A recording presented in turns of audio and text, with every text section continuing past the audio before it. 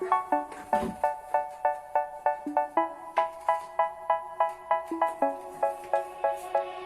say, oh my God, I see the way you shine. Take your hand, my dear, and place them both in mine.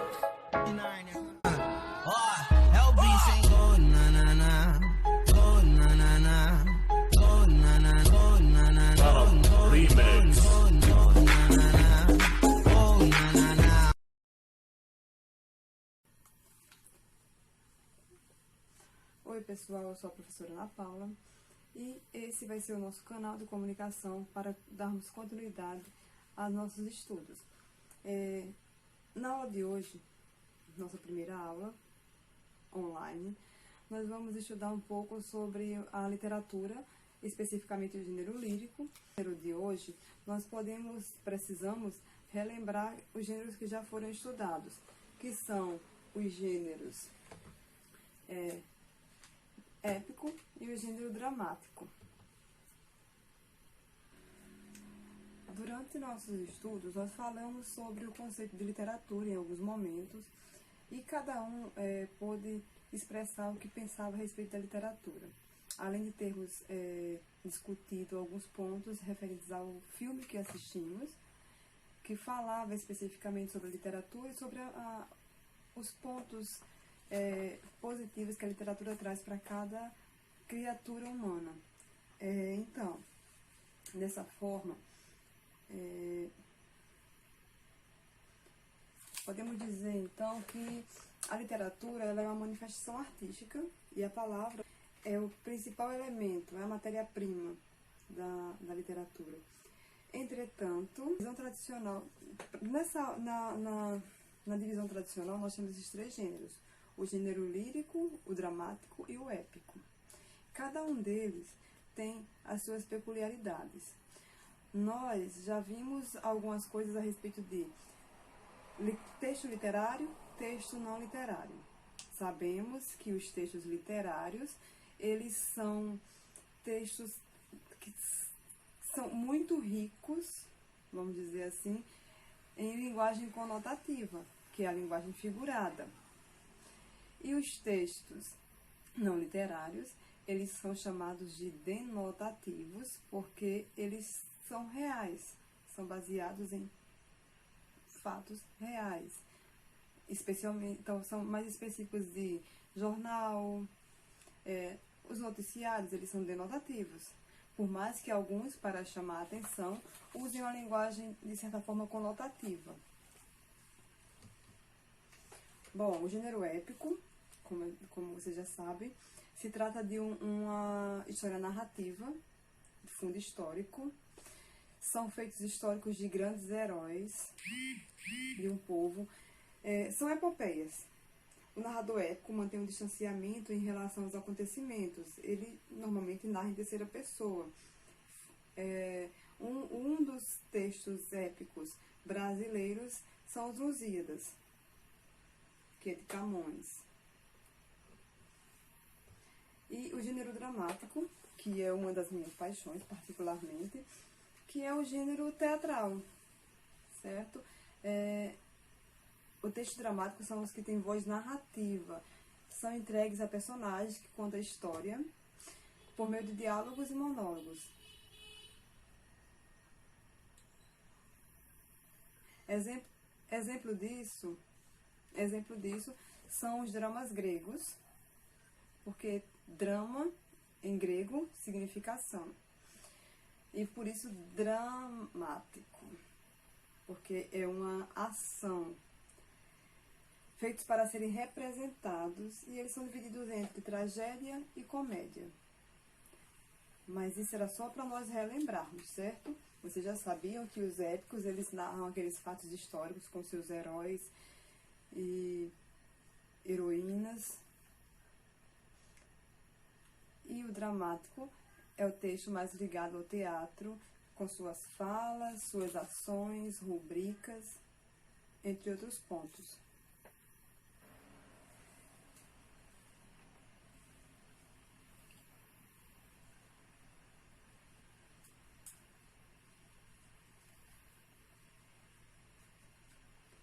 Bom, Então, agora vamos lá para que a gente fale sobre o nosso tema de hoje, o gênero lírico. Esse gênero lírico, vocês vão ter que ter bastante atenção. É um gênero encantador, na verdade. Por isso que a gente tem que entender que o poema em si, ele não deve ser analisado de forma gramatical. É importante? É, mas isso quando você quer estudar métrica, estudar rima, o poema ele deve ser sentido.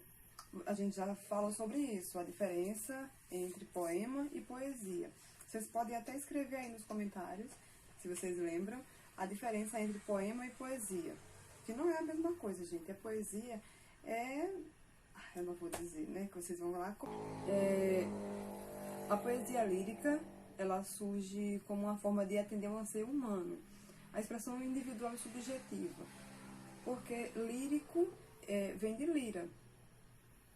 Sabe o que é lira? Um instrumento musical que era usado antigamente para tocar músicas enquanto os poemas eram recitados. Isso que nós vamos ver um pouco mais quando estudarmos o trovadorismo. Então, o nome vem de lira, um instrumento musical usado para acompanhar os cantos gregos. Ao separar-se desse texto, o acompanhamento musical, a poesia passou a apresentar uma estrutura mais rica.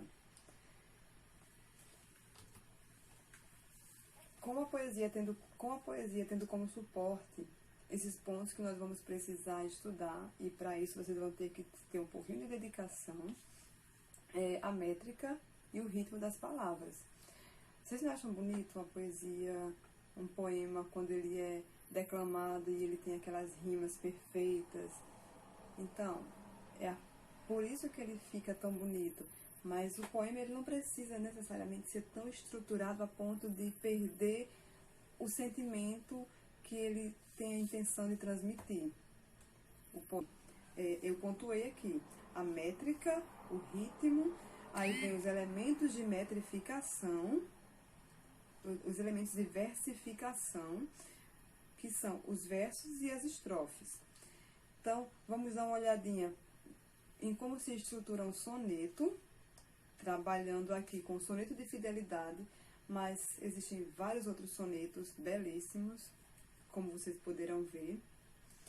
Aí vem a disposição das rimas, e vocês vão aprender também as rimas ricas e as rimas pobres. Sendo que quando você ouve uma música, você vai perceber a rima nessa música. Algumas que nem parecem tão ricas, mas o objeto dela, as palavras, elas estão lá postas de uma maneira, não é aleatória, tudo tem uma intenção comunicativa, seja para transmitir alegria, seja para transmitir emoção. Então, assim é o poema. O poema ele tem uma intencionalidade, o subjetivismo. Subjetivo é quando eu falo uma coisa, eu falo o que eu sinto, eu procuro expressar o meu sentimento, sendo que entende? Então vamos lá. Primeiramente, vamos falar de verso e estrofe. Verso é cada linha que compõe um poema. A princípio, quando eu comecei a estudar língua portuguesa com mais profundidade, as minhas professoras diziam que poemas são textos que gostam de espaços do lado. Ou seja, um verso ele não tem obrigatoriedade de ir até o final da linha. Às vezes, uma única palavra já é um verso. Então, poemas são textos que gostam de espaços do lado. Pensem nisso, quando forem escrever, quando precisarem escrever. Observem as músicas que vocês tanto gostam. Elas têm uma métrica, elas não vão seguindo. Até quando você recita, você precisa parar para respirar. É importante. E esses versos, quando vão se juntando, formam conjuntos que são chamados de estrofes. Então, verso, cada linha de um poema. Estrofe, conjunto de versos. Ok? Daí, a gente vai a seguinte. Vamos, então, conhecer e estudar com base em um poema, o Soneto de Fidelidade, de Vinícius de Moraes, que diz o seguinte. Soneto de Fidelidade, Vinícius de Moraes. De tudo ao meu amor serei atento, antes e com tal zelo e sempre tanto, que mesmo em face do maior encanto, dele se encante mais o meu pensamento. Quero vivê-lo em cada vão momento, e em seu louvor hei de espalhar meu canto, e rir meu riso e derramar meu pranto, ao seu pesar ou seu contentamento. E assim, quando mais tarde me procure, quem será, quem sabe a morte? E assim, quando mais tarde me procure, quem sabe a morte e a angústia de quem vive? Quem sabe a solidão, o fim de quem ama? Eu possa me dizer do amor que tive, que não seja imortal, posto que a chama, mas que seja infinito enquanto dure. Então, em Vinícius de Moraes, nós temos algumas rimas, certo? Esse poema se trata de um soneto. Soneto são poemas que são compostos por 14 versos, sendo 2 quartetos e 2 tercetos. Vamos lá. Bem, meninos, olha só. Como não tenho muita prática ainda com essas gravações, eu vou tentar fazer o melhor que der, certo? Para que vocês possam acompanhar visualizando esse material aqui, olha só. De tudo ao meu amor serei atento. Observe que atento rima com pensamento. Tanto rima com encanto. Momento com contentamento, canto com pranto, procure, vive, ama. Tive, chama, dure. Então, procure, condure. Então, observe que cada coisinha aqui é de acordo com a rima. Então, para que nós possamos fazer essa contagem da métrica de cada poema, de cada verso, nós vamos lidar com esses pontos aqui. A métrica é o número de sílabas poéticas do verso. Importante que vocês observem que na contagem de sílaba métrica, a escansão, observam-se geralmente as seguintes formas. Na escansão é aquela divisão silábica, sendo que não é uma divisão silábica como as que nós fazemos gramaticalmente. Elas têm algumas regrinhas, olha só. Vamos lá voltar e eu venho para mostrar para vocês isso daqui. A leitura de um verso deve ser caracterizada pelo ritmo, aquilo que eu tinha falado antes, a sonoridade, onde parar. A metrificação ela vai impor esse ritmo para a sua leitura, para a sua declamação. Faz-se a contagem de sílabas até a sílaba tônica da última palavra. Não vai contar todas as sílabas. A sílaba tônica é a que vai contar como sílaba métrica em um poema. Os ditongos, em geral, equivalem a apenas uma sílaba métrica. Vocês vão ver na separação que está no próximo slide. A elisão é quando isso acontece. Normalmente, quando uma palavra termina em vogal e a outra começa com vogal. Unem-se esses fonemas numa única sílaba métrica. Anotem isso aí. A elisão acontece quando a palavra termina com vogal e a próxima começa com vogal, elas fazem parte da mesma sílaba métrica em um poema. Observe. Eu possa me dizer do amor que tive. Ó, olha só. 1, 2, 3.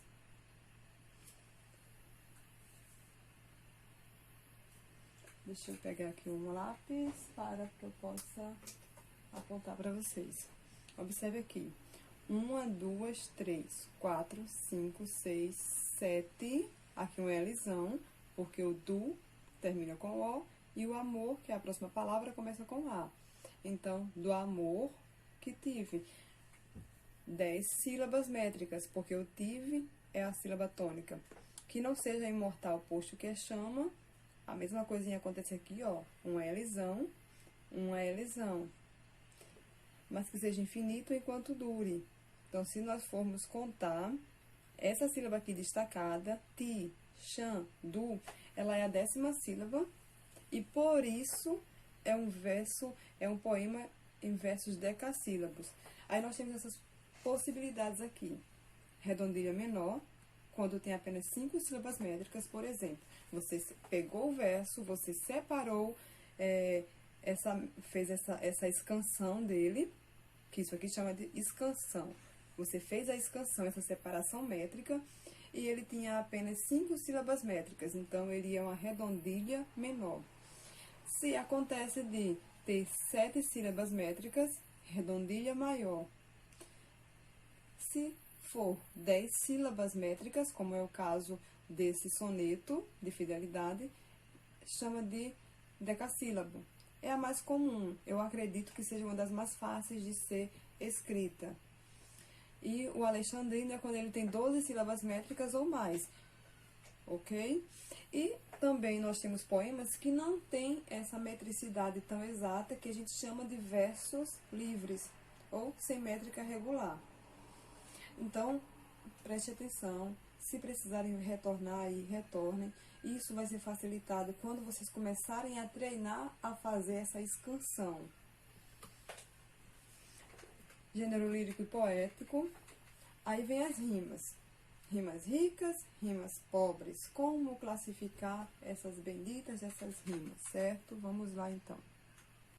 Aí você pode até falar, ai, Ana Paula, pra quê saber disso, se a rima é rica, se a rima é pobre? Mas sabe que depois que você aprende a lidar com isso, fica até mais interessante ler um poema?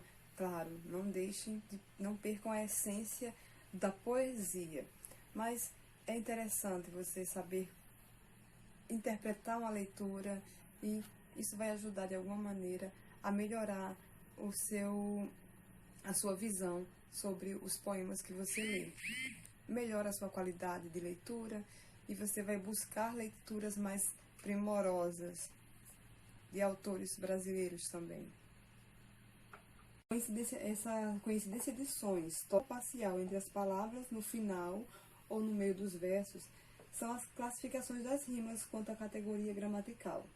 Por exemplo, a rima pobre vai acontecer quando as palavras que rimarem, certo? Elas fizerem parte de uma mesma classe gramatical. Para que vocês consigam identificar se a rima é rica, se a rima é pobre, é importante que vocês conheçam bem as classes gramaticais. Aquelas 10 lá que nós falamos rapidamente sobre elas, mas que vamos nos aprofundar no decorrer do tempo. Então, olha só, situado rima com quebrado. Situado é um adjetivo, quebrado é um adjetivo. As rimas fazem parte da mesma classe de palavras, ou seja, é uma rima pobre. Cresce, parece. Ambas são verbos, ou seja, rima pobre. Vamos ter aqui um exemplo de rima rica. Observe aqui. Rimas ricas, as palavras que rimam pertencem a classes gramaticais distintas. Por exemplo, arde rima com tarde. Verbo, substantivo. Rima rica. Distante, diamante. Advérbio, advérbio e substantivo. Então, trata-se de uma rima rica. Isso não é difícil de fazer quando você pratica um pouquinho.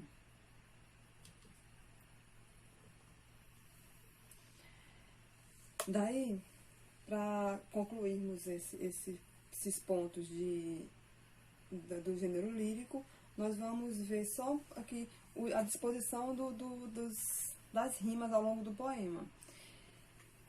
Normalmente eu peço que vamos lidar só com, eles podem ser chamados de alternadas ou cruzadas, mas vamos nos deter a uma palavra só para não confundir tanto, a princípio, mas depois é bom que aprenda por completo. Vai depender também das rimas.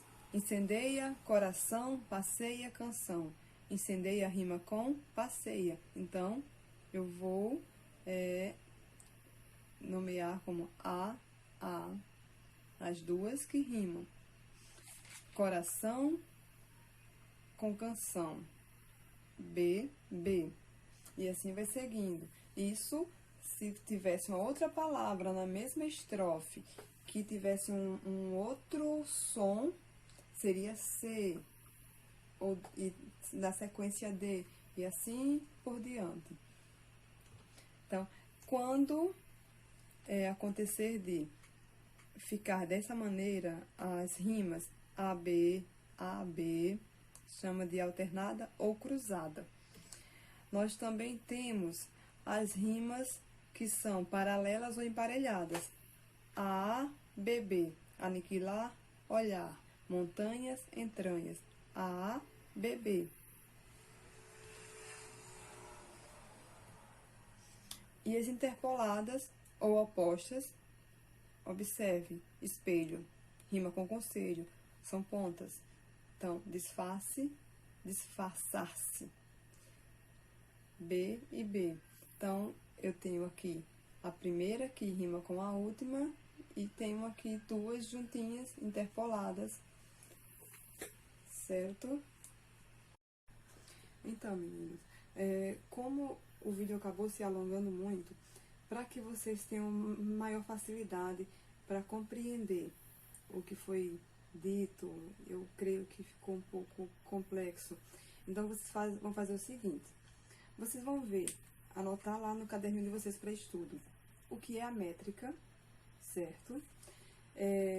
O que é elisão, como é que acontece a elisão, como que é feita a escansão, porque para a atividade vocês vão precisar fazer a escansão de um poema.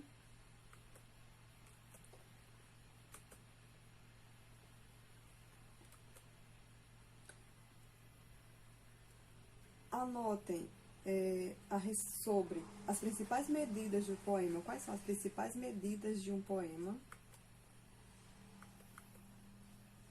Quando que um poema tem rimas ricas, quando que ele tem rimas pobres.